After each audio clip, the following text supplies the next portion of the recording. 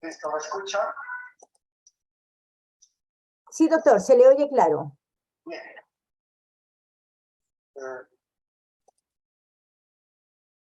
Muy bien, doctor Aguilar, ¿puede usted empezar su exposición?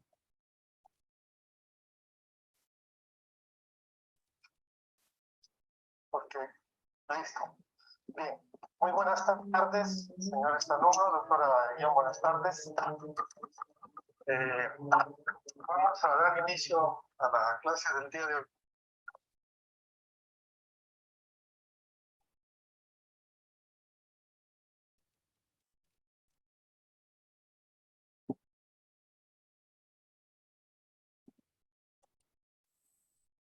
Doctor, se cortó su audio.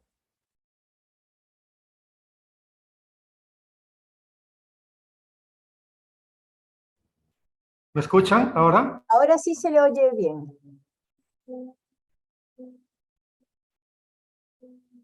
A ver, un momento, doctor, voy a darle la palabra a uno de los chicos que... Bien. Quería empezar por la disculpa del caso, de veras que terminé de sala y estaba tratando de ingresar, pero lo intenté varias veces y no podía hasta que me envió el mensaje. Mil disculpas, doctora. Bien, señores alumnos, hablaremos de una patología bastante frecuente, que es la patología benigna del útero.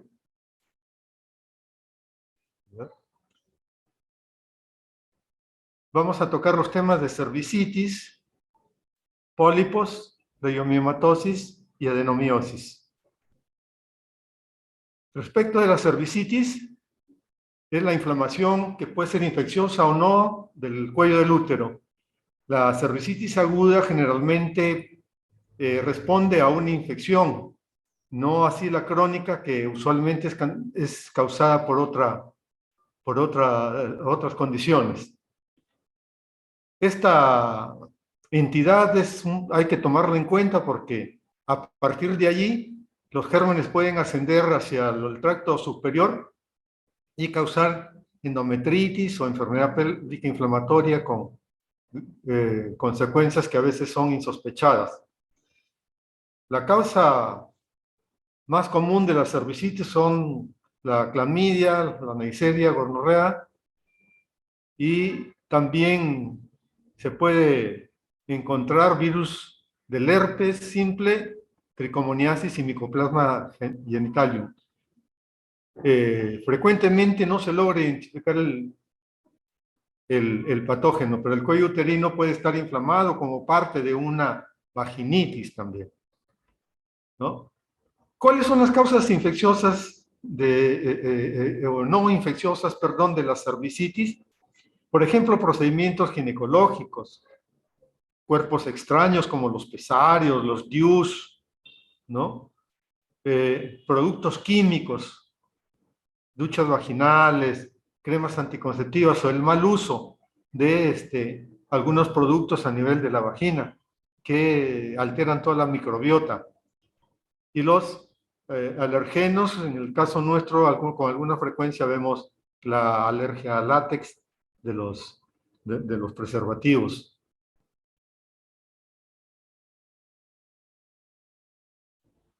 Los hallazgos pueden incluir flujo vaginal, sangrado vaginal, eritema y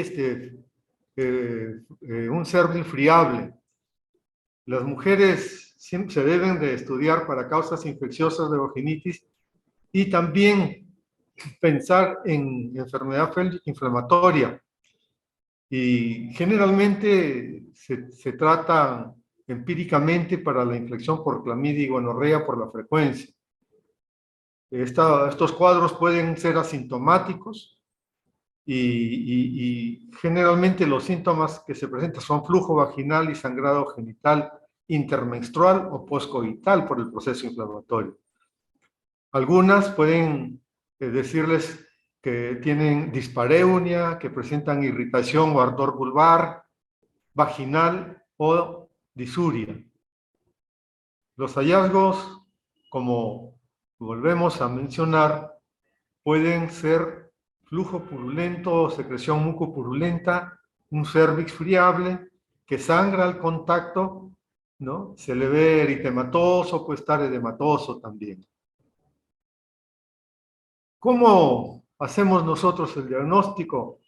Definitivamente el examen clínico, ¿no? En busca de signos que puedan apoyar la presunción diagnóstica, ¿no? Siempre se deben apoyar también en estudios de laboratorio para vaginitis, para infecciones de transmisión sexual. Si nosotros observamos un exudado cervical purulento, muco purulento, o el cervix está friable, eso es una cervicitis. Entonces, ¿qué debemos hacer allí? También buscar signos que sugieran una causa específica o que se haya complicado el problema de la cervicitis. Si tenemos fiebre, por ejemplo, ¿ya? Nosotros podemos estar pensando que la enfermedad pélvica inflamatoria se ha presentado o que hay una infección por herpes virus. El dolor cervical a la movilización, no, el dolor del cervix a la movilización, o se despierta dolor con la movilización del cervix, nosotros pensamos en EPI.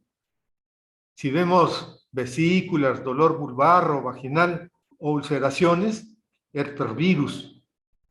Si hay el cuello es con un sangrado hemorrágico puntiforme, como se había visto en otras clases, pensar en tricomonas.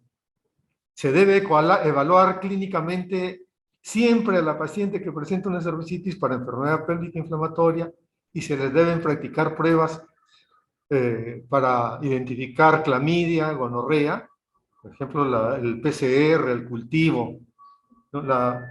También investigar vaginosis bacteriana y tricomonas.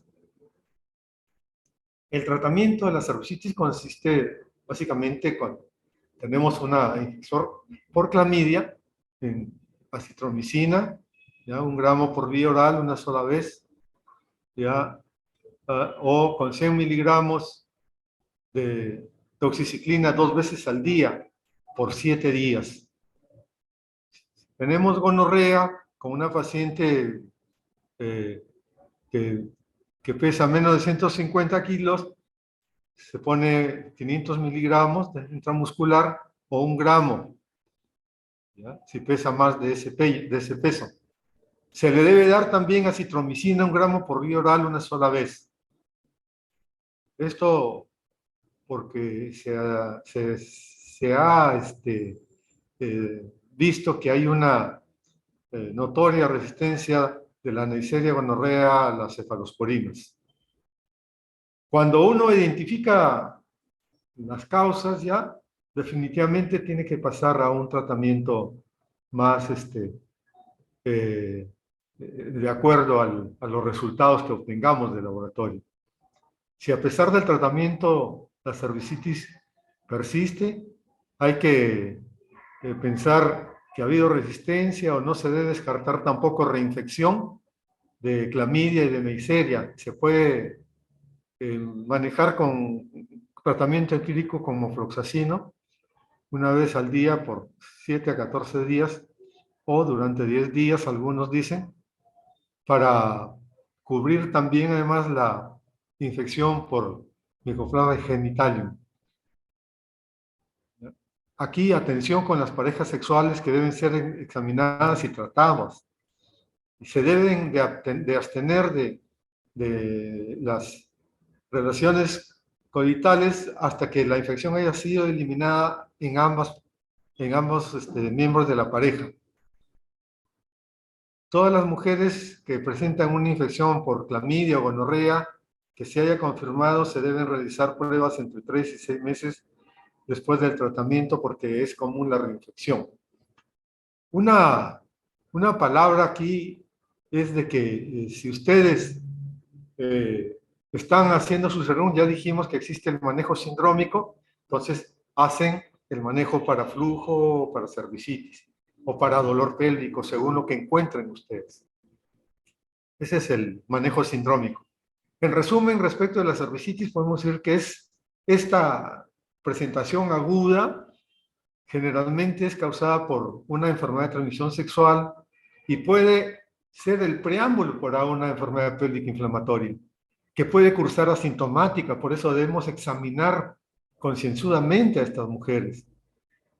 En lo posible, realizar pruebas para la infección para los gérmenes los más comunes, como clamidia, gonorrea, vaginosis y tricomoniasis, y tratar a la mayoría de las mujeres para la infección por clamidia y gonorrea en la primera visita. ¿Ya? Después se hará la corrección. Ahora, los pólipos endometriales. Estos pólipos son el crecimiento hiperplásico de las glándulas y estroma de tejido endometrial, focalizado, muy localizado. Se proyectan desde el endometrio hacia la cavidad y estos pueden tener un pedículo de base ancha o ser pediculados, es decir, de base angosta. El tamaño es variable, pueden ser únicos o múltiples. Hay una incidencia de 8% en la población general. Cuando tenemos grupos de mujeres que concurren a la consulta por hemorragia uterina normal, aquí sí podemos ver que se aumenta la posibilidad, ¿no? La incidencia de entre 10 hasta 30%. Son mucho más frecuentes ¿en qué etapa de la vida? En la pre y posmenopausia. Pueden asociarse con adenocarcinoma y de una manera general podemos decir de que el sistema intrauterino de levonorgestrel y los anticonceptivos orales combinados brindan la protección. Acá tenemos los factores de riesgo: hipertensión, obesidad, edad, también el uso del tamoxifeno o terapia de reemplazo hormonal. Clínicamente, el 50% de los casos son asintomáticos y aquellos que los presentan, la hemorragia es el signo más frecuente. Pueden ser de diferente magnitud y diferentes momentos, ¿ya? En los pólipos grandes que pueden proyectarse hacia el canal endocervical, allí, como obstruyen la salida, pueden producir dolor. ¿Por qué? Porque el útero se contrae tratando de expulsar el contenido. Por eso se produce dolor, porque se está haciendo de una manera espontánea una dilatación cervical.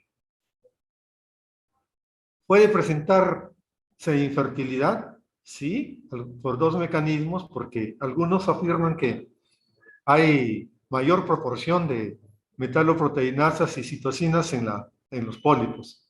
Y el otro mecanismo es si es que estos pólipos causan obstrucción en los ostium tubarios, impidiendo el encuentro del espermatozoide con la célula femenina, que es el óvulo. El diagnóstico, ¿no? La ecografía es una buena herramienta, ¿ya? Entonces nosotros tenemos que ver que allí se presente una irregularidad en el endometrio, ¿ya? Y hay que sospechar de pólipo cuando tiene una disposición al Doppler de un solo vaso. Es un solo vaso. Y se puede también confirmar o ver el tipo, ver que no sea otra patología cuando hacemos una histerosonografía, que como saben ustedes es se instila a presión cloruro de sodio, ¿no? A través de una sonda, y con con el ultrasonido se puede patentar y ver el tipo de lesión que se tiene. También se puede hacer diagnósticos a veces con la visión histeroscópica, ¿no? ¿Ya? A veces uno entra por una cosa y dice, no, esto pensé que era tal diagnóstico, pero se encuentra que es un pólipo. Y inmediatamente se hace diagnóstico y tratamiento a través de la histeroscopía, ¿no? Se hace una resectoscopía. El grado uterino para buscar la zona donde está implantado, o se puede también hacer una aspiración manual endouterina, un AMEU, para la evacuación del pólipo. Los pólipos endocervicales igual son masas de estroma cervical benigno que se cubren de epitelio cilíndrico. Pueden ser únicos o múltiples y el tamaño es desde pocos milímetros hasta algunos centímetros, 2, 3 centímetros. Pueden ser también, al igual que los anteriores, sésiles o pediculados, son muy vascularizados, eso sí. El aspecto es una tumoración rosa, es lisa, alargada, ¿no? Es como si uno protuyese la lengua, valga la comparación, a través de los labios. Tienen una incidencia de 4%, son más frecuentes en multíparas, no hay patrón genético. Se suele identificar casualmente, ¿no? De una manera completamente inesperada, cuando la mujer acude a un examen genital y uno le hace una especuloscopía o una toma de PAP, por ejemplo, entre la quinta y la sexta década de la vida son más frecuentes, tiene bajo poder de malignización. Los factores para estos pólipos son la multiparidad, las infecciones crónicas y el uso de anticonceptivos orales. Hay alguna clasificación de ellos de acuerdo a la predominancia, son adenomatosos, son fibros miomatosos, inflamatorios, vasculares, fibrosos o quísticos.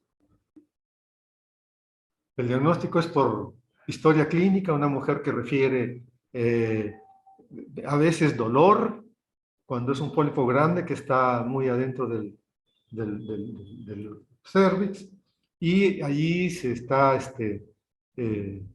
produciendo la contracción del útero para expulsar el contenido. A veces la mujer refiere sangrado inesperado o después del coito, y simplemente nosotros observando podemos darnos cuenta que se trata de un pólipo. Algunos exámenes auxiliares como la ecografía transvaginal o la histeroscopía puede también verse a través de ellos. Pero el examen ginecológico, cuando son externos o se proyectan hacia los orificios cervical externo, es una forma fácil de hacer el diagnóstico. Varios diagnósticos diferenciales, ¿no? Pólipos endometriales que protuyen, cáncer de cervix, prolapso de mioma, eversión cervical, erosión y restos placentarios. Esto son los diagnósticos diferenciales. El tratamiento es básicamente tomar la estructura del pólipo y hacer la torsión mediante una pinza de Fester, una pinza de Osseman. Algunos hacen con una asa, otros simplemente o hacen torsión y luego legran la base, pero es fácil el tratamiento. ¿Pueden recidivar? Sí, pueden recidivar. Respecto de la miomatosis uterina, es una patología muy frecuente, ¿no? Son los tumores pélvicos más comunes en la mujer. Son de tipo monoclonal, no son cancerosos, se originan del músculo liso y los fibroblastos del miometrio. Tienen una gran cantidad de matriz extracelular que incluye el colágeno y proteoglicanos, fibronectina, y están rodeados de una delgada pseudocápsula de tejido areolar y fibras musculares comprimidas. Esta pseudocápsula es importante cuando uno quiere hacer la enucleación, quiere extirpar el mioma, porque hay mujeres que no tienen hijos y tienen miomas de este tipo. Entonces, aquí se facilita por esta pseudocápsula que tienen. Existe también una forma de leiomiomatosis intravenosa, que es un tumor benigno poco común. El músculo liso invade los vasos uterinos y a partir de ahí viajan hacia las diferentes partes, sobre todo cámaras cardíacas, produciendo a veces problemas de índole tipo letal, ¿no? Que se debe a la obstrucción, pues, de las venas que van hacia el corazón. También existe la leiomyomatosis peritoneal diseminada, que se vinculan básicamente al embarazo o al consumo de anticonceptivos orales. Y los leiomiomas metastásicos benignos que por vía hematógena, ¿no?, van a presentar una diseminación hacia los pulmones, el tubo digestivo. Algunos hablan de que esto se asocia en forma clásica a que tales masas son detectables en mujeres con el antecedente reciente o con un antecedente ya más tardío de operaciones del aparato reproductor.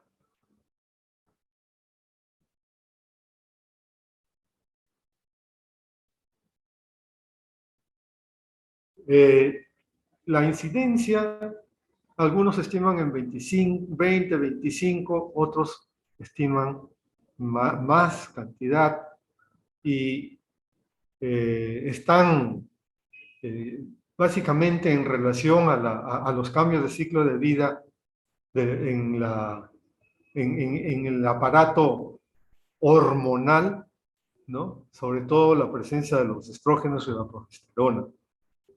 Esto es lo que se presenta, ¿no?, básicamente y mucho más frecuente en las mujeres de raza negra. Las afroamericanas son mucho más propensas a desarrollar esta patología.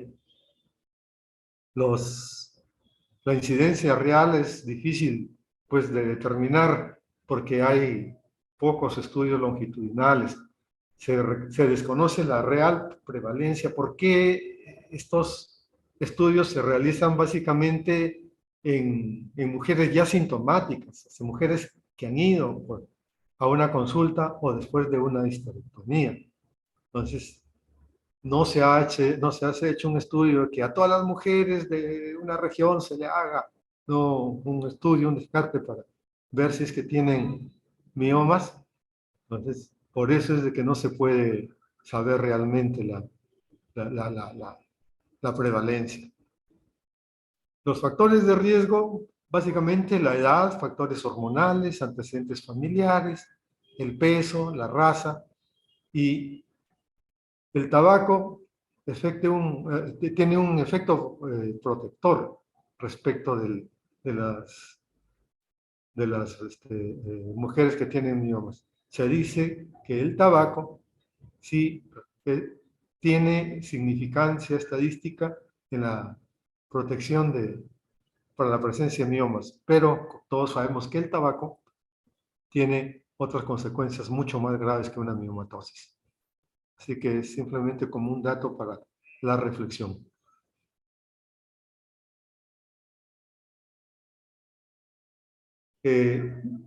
Respecto al origen, se habla de dos componentes que contribuyen al desarrollo del mioma, por lo menos, ¿no? La transformación de miocitos, de un miocito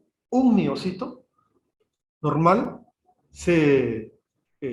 tiene una mutación somática y a partir de allí comienza a desarrollar el mioma. Cada mioma nace a partir de un miocito.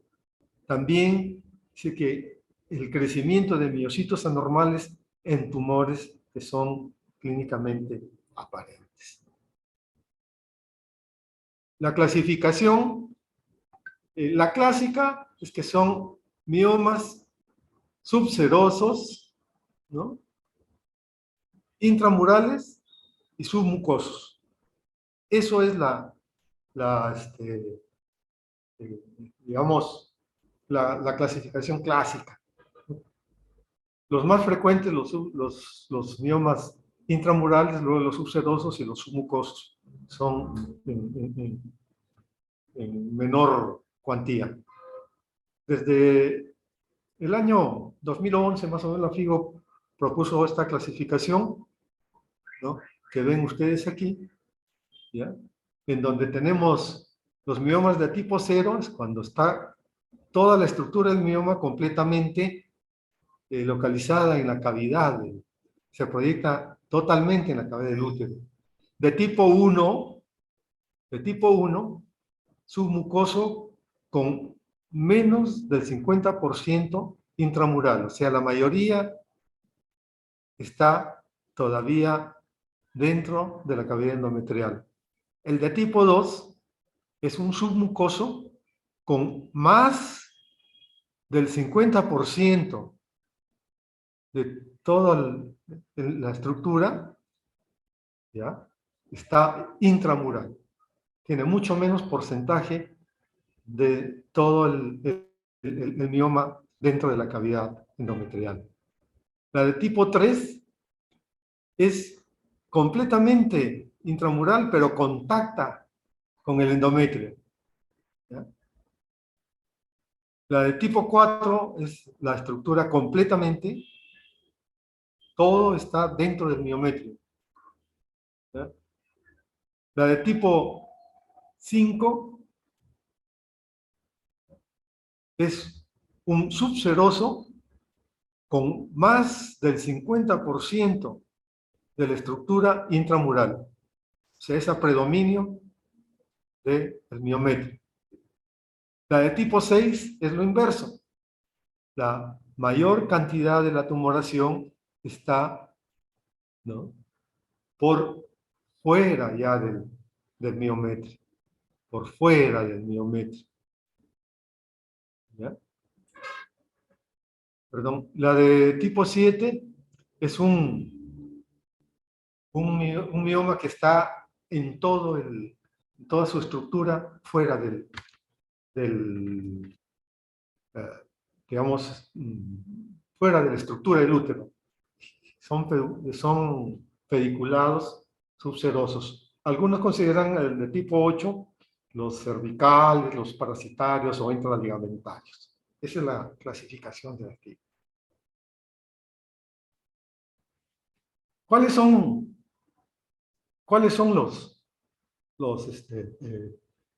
la sintomatología que pueden dar? Por favor, un minuto que voy a firmar una orden de sala, por favor.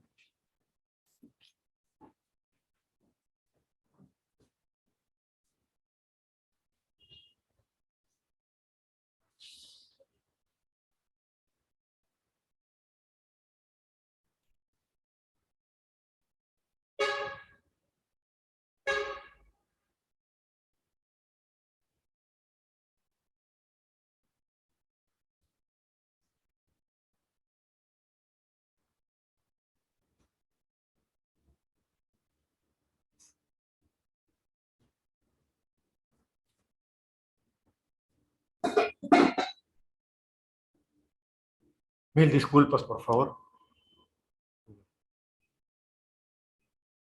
Las causas frecuentes de consulta por esta patología nos presentan mujeres que vienen por trastornos menstruales, que es lo más frecuente, ¿ya?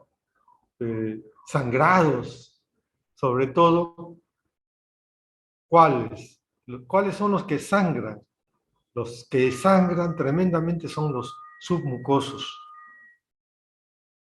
¿ya? Los submucosos. El dolor puede ser porque el mioma se ha degenerado, se infarta y produce dolor. El prolapso del mioma, un mioma intracavitario, o sea, de tipo 0, pediculado, que sale a través del canal endocervical o ocluye, entonces produce dolor. O un mioma pediculado que sufra la torsión, también duele por déficit de irrigación. Cuando estos miomas comprimen un paquete nervioso, bien produce dolor. Pueden haber síntomas compresivos de algún órgano comprometido. Por ejemplo, si yo tengo que el mioma viene hacia la vejiga, entonces le quita compliance, le quita la capacidad, entonces va a presentar poliaquiuria, a veces hasta obstrucción urinaria. Si va hacia el colon sigmoides, ¿no? Puede producir estreñimiento. ¿Puede presentarse infertilidad? Sí, según el tipo y la ubicación del mioma. Puede ser, por ejemplo, un submucoso oclusivo o un mioma que esté en la misma estructura del miometrio, pero que crezca y distorsione la luz de la trompa. También pueden venir las mujeres por síntomas generales, por dispareunia, por dismenorrea, porque tienen dolor lumbar y encontramos un riñón crecido porque ha sido comprimido el uréter. O la mujer viene frecuentemente con anemia, sangra, se anemiza y muchas veces van al hematólogo por la anemia y la envían a nosotros y esa anemia responde a una patología de esta naturaleza. Los miomas pueden sufrir cambios degenerativos. Estos cambios, de todos ellos, la degeneración hialina es la más frecuente. Aquí, ¿qué pasa? Se sustituye el tejido miomatoso por un material hialino que es acelular. Y muchas veces este material hialino sufre la reabsorción y se puede transformar en una estructura quística, ¿no? Se forma una estructura quística.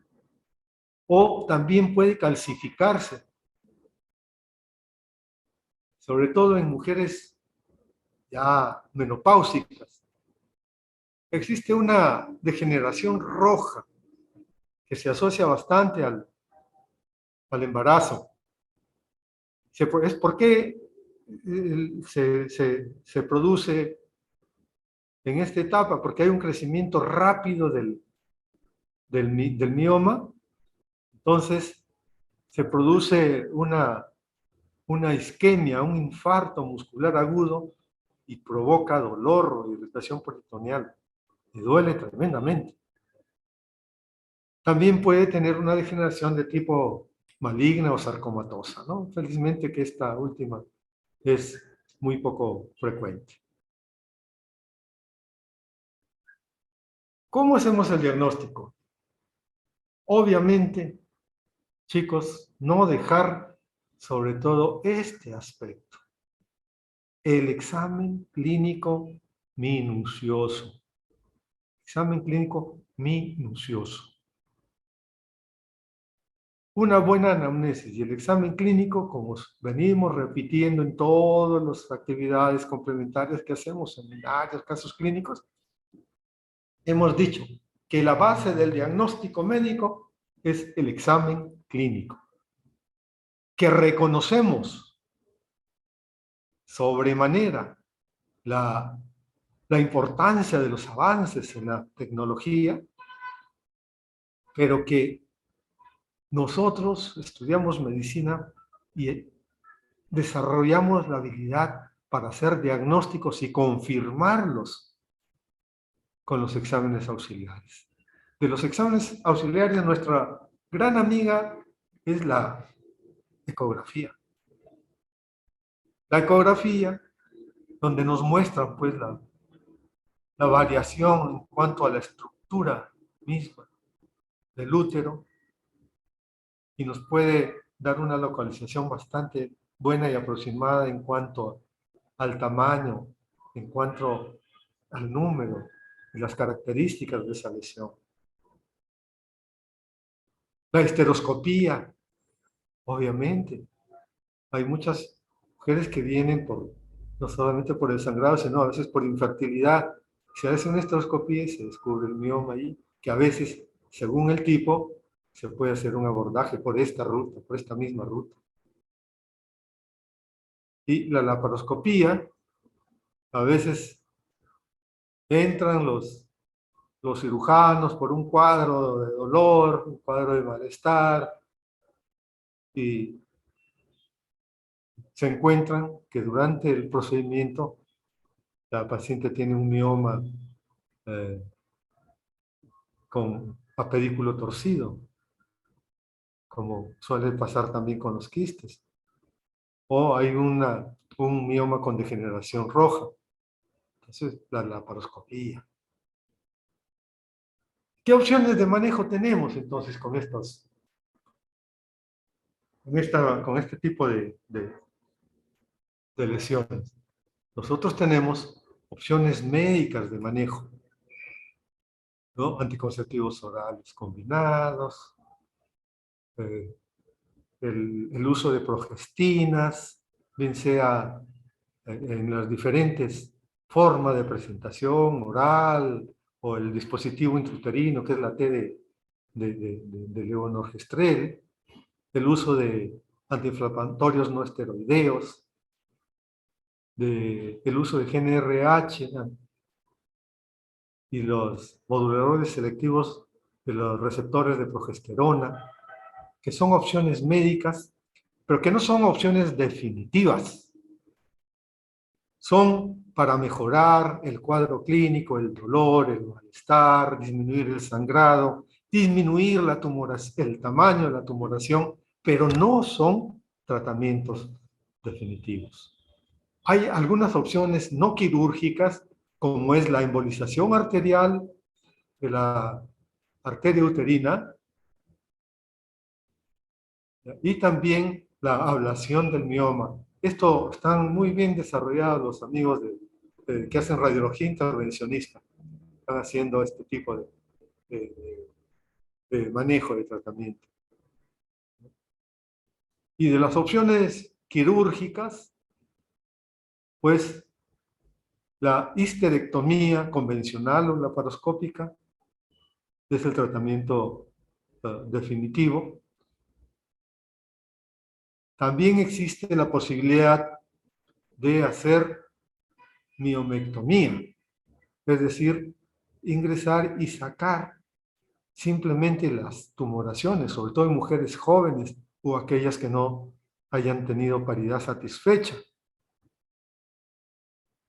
Se puede hacer una miomectomía convencional, puede ser laparoscópica o histeroscópica, según sea el caso, de que pueda ser abordada por esta ruta. Entonces, sí, nosotros vemos pues que la embolización de las arterias uterinas, la miomectomía y la histerectomía son parte de los manejos que se están realizando. El manejo médico es para mejorar las condiciones. Mejorar las condiciones. Hay mujeres que llegan por sangrado y llegan con 4 o 5 de hemoglobina, con 8 o 9 de hemoglobina, gente que tenía 13, 14 de hemoglobina. Entonces tenemos que mejorar las pérdidas y el uso pues de estas posibilidades nos da la opción y la oportunidad pues de disminuir la sintomatología, disminuir los sangrados, disminuir el tamaño también y el dolor que a veces presenta. Entonces, eso es lo que hay respecto de la miomatosis. Veamos ahora otra entidad también que tiene una incidencia no muy no muy bien estudiada ni demostrada. La adenomiosis se define como la presencia de nidos ectópicos de glándulas endometriales junto con estroma dentro del miometrio. Estas glándulas que están en el endometrio, de alguna manera invaginan e invaden la estructura, ¿ya? Invaden la estructura miometrial, formando pues unos núcleos allí, ¿ya? Que en grado variable presentan una hiperplasia dentro del tejido miometrial y hay una respuesta inflamatoria local. Forman pues estos islotes ahí de tejido ectópico. Esto no debería estar aquí. Esto debería estar acá. Es una enfermedad benigna, es frecuente, pero no se sospecha o no se diagnostica. Es un problema clínico que le da a la mujer y a la población laboral muchos costos en la calidad de vida. Además, es causa de ausentismo laboral.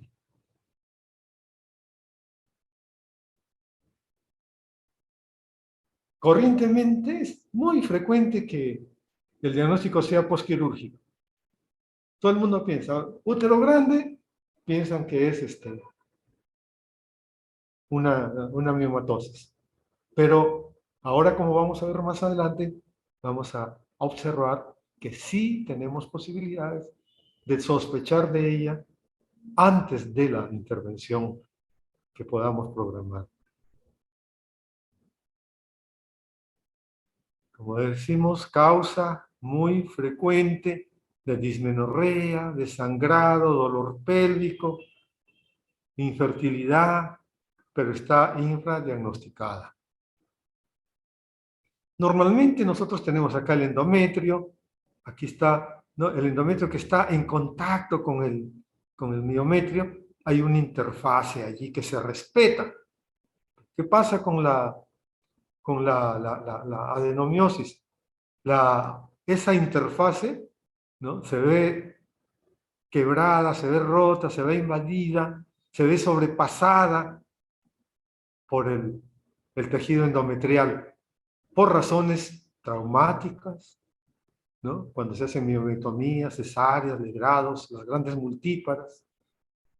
Entonces, hay una invasión miometrial por las glándulas y estroma.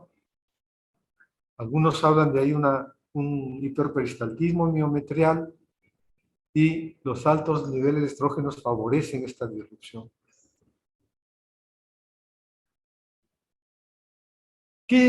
¿Por qué viene la mujer? Hay una triada clásica. Ahora, depende también de la edad, ¿no? Y de la edad, del momento en que acudan. Generalmente hay un sangrado uterino anormal.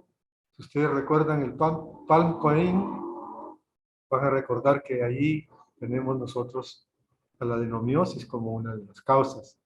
Viene por dolor pélvico y hay un útero aumentado de tamaño.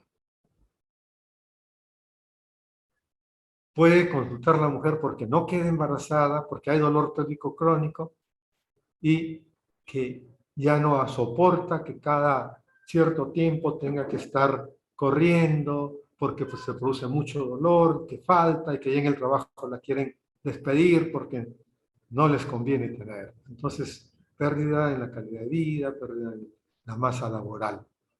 Entonces, estas mujeres van a presentar hemorragia uterina normal en diferentes manifestaciones. Spotting, menstruaciones con sangrado abundante o aquellas que duran demasiados días. Hay presencia de coágulos durante la menstruación que producen dolor, expulsión de los mismos. Hay dismenorrea severa, dispareunia, dolor pélvico, dolor lumbar y hay un cuadro de una infertilidad tienen mucha dificultad estas mujeres para quedar embarazadas. Y las formas que se puedan presentar son de tipo difusa, donde hay desperdigadas en todo de las glándulas endometriales en el miometrio.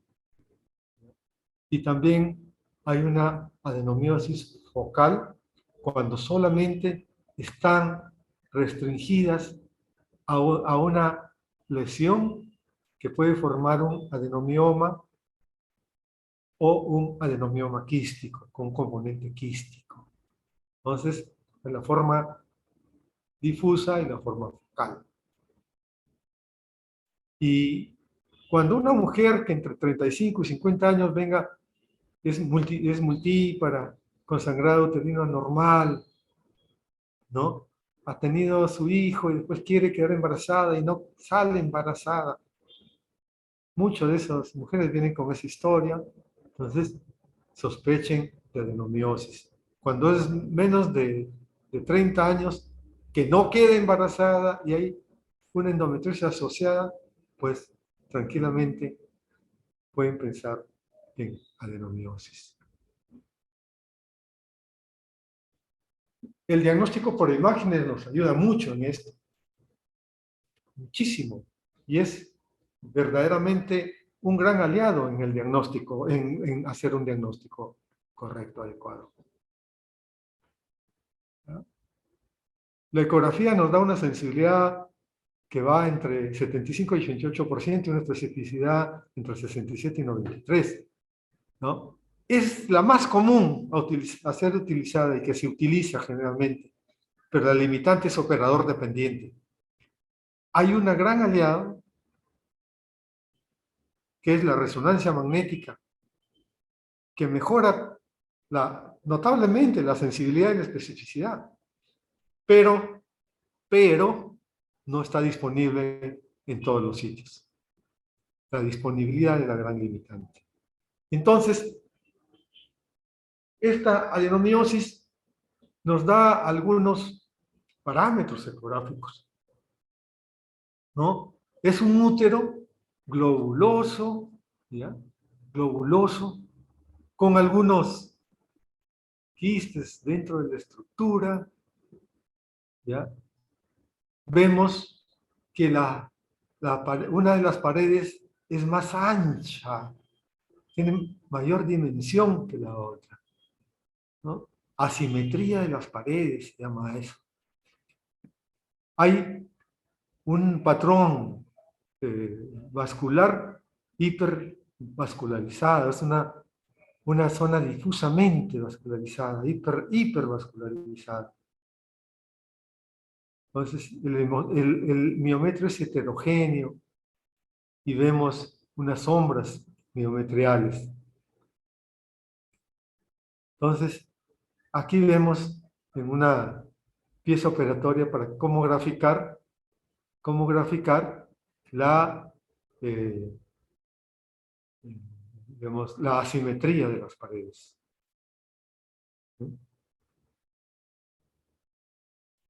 Eso es la forma de hacer el diagnóstico. Un examen, una buena anamnesis, un examen clínico, una buena ecografía, nos va a hacer sospechar y diagnosticar de esta patología frecuente.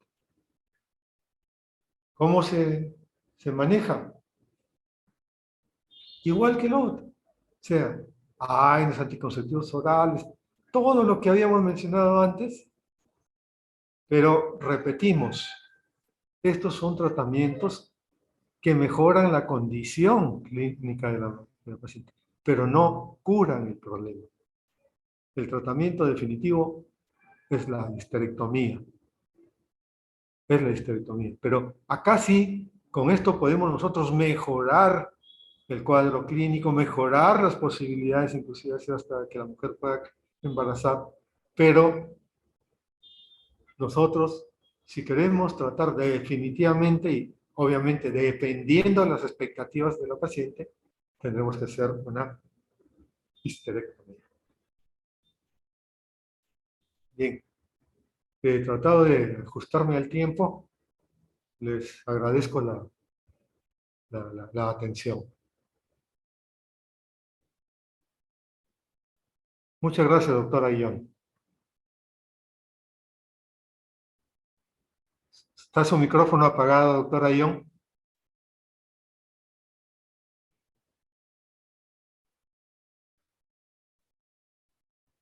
Ok, ahora sí. Muchas gracias, doctor, por su presentación. Más bien a los participantes, si es que tienen alguna pregunta, pueden levantar la mano.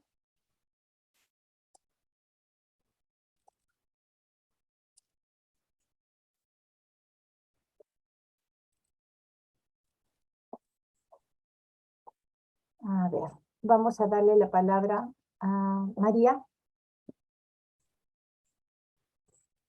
Sí, tenía una consulta sobre en qué casos se prefiere la miomectomía en vez de la histerectomía, en el caso del manejo de miomas uterinos. Eh, la pregunta es buena. Gracias. Sí me escuchan, ¿verdad?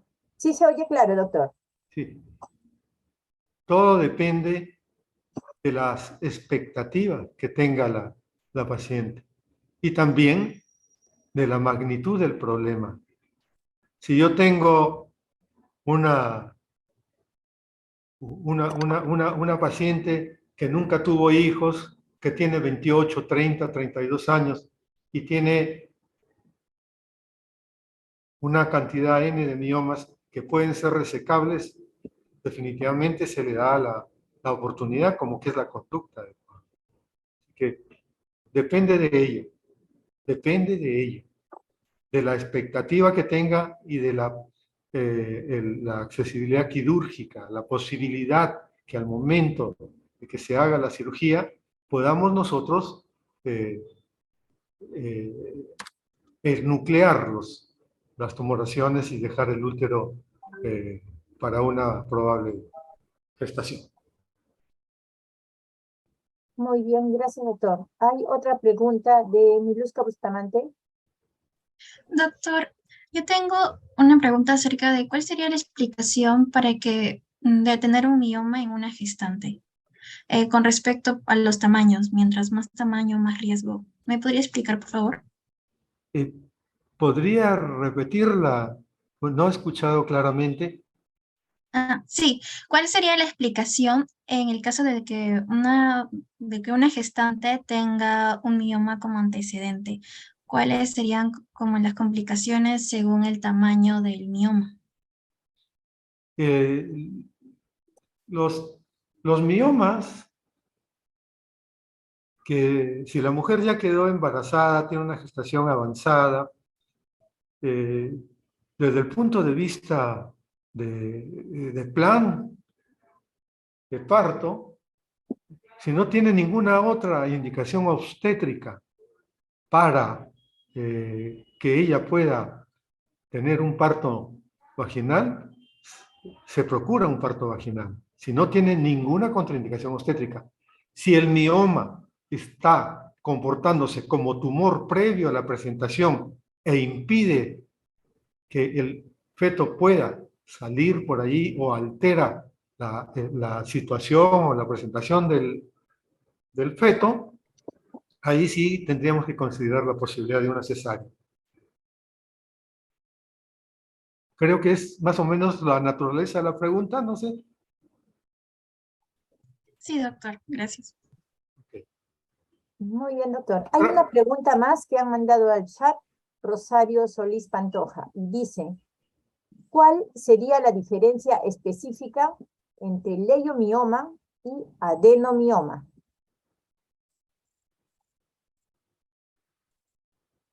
No estoy escuchando, doctora. Doctor, solicitan cuál es la diferencia específica entre leiomioma y adenomioma. Adenomioma y leiomioma. Sí. Listo. Como ustedes vieron durante la presentación, doctora, un 5, por favor. Que la vayan pasando ya, no hay problema. Por favor.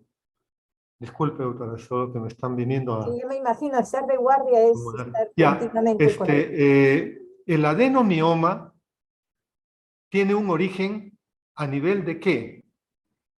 Del tejido endometrial, que invade el músculo y genera islotes de tejido endometrial. El mioma tiene un origen en el miocito, en el músculo mismo. Recuerden, la estructura del endometrio que tiene la capa funcional, ¿recuerdan? La basal, ¿recuerdan ustedes? Entonces, entre la estructura del endometrio y el miometrio, el músculo, vamos a decir, tenemos una palta con su cáscara, que es el perimetrio, la parte verde de la palta que se come, y donde está la pepa que quedan a veces unas costritas, ¿no? Eso sería el endometrio. El endometrio nace de la costrita, de la semilla de la palta, de la pepa de la palta.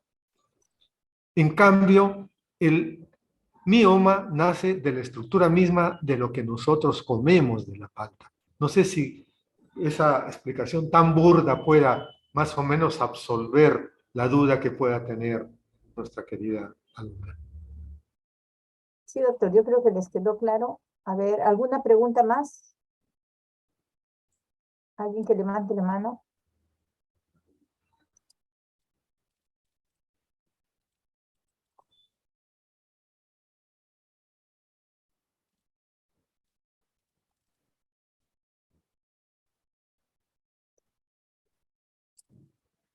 Doctora, no hay más preguntas. Aquí tengo a Miluska Bustamante.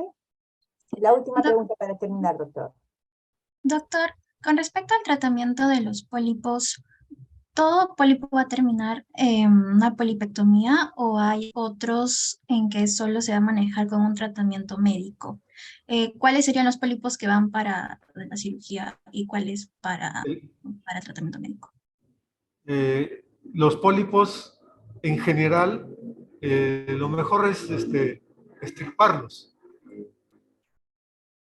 Extirparlos. Los pólipos endometriales se hacen a través de la histeroscopía, ¿no? Se hace una resectoscopía, ¿no? O también algunas veces, cuando no tenemos nosotros, cuando no teníamos nosotros histeroscopio, lo hacíamos con legrado o con ameu, a veces guiada con eco. Pues hacíamos el procedimiento y siempre lo sacábamos. Los pólipos cervicales, esos por torsión generalmente se saca. Algunos suelen hacer la exéresis y luego legran la base y se controla sin ningún problema. Si sangra un poco, se hace la compresión unos minutos y luego para de sangrar. Pero eso es el manejo que se hace corrientemente. Ustedes en su serum, si tienen un pólipo que está sangrando, a la mujer le fastidia, le incomoda mucho, lo ven, lo toman con una pinza de Fester, una pinza de Bosselman, o con un asa. Entonces con eso lo pueden hacer el exéresis. No es difícil, no es difícil. Así que eso es lo que podría responder, que es mejor todo lo que no es normal, es mejor retirarlo para estudio. Recuerden, cualquier tejido puede pasar al terreno de lo benigno hacia el otro estadio. Muy bien, doctor, gracias. Creo que es la última pregunta. Ya no veo más manos levantadas. Agradecerle, doctor, por su ponencia y hasta la próxima reunión. Doctora, Gracias, doctor. sí, no le escuché, doctorita. Gracias, doctor. Ya terminamos con la exposición. Ya no hay Ok, más doctora. preguntas. Se agradece su participación. Disculpen, me voy subiendo a sala volando. Mil disculpas, Ok, doctora. doctor.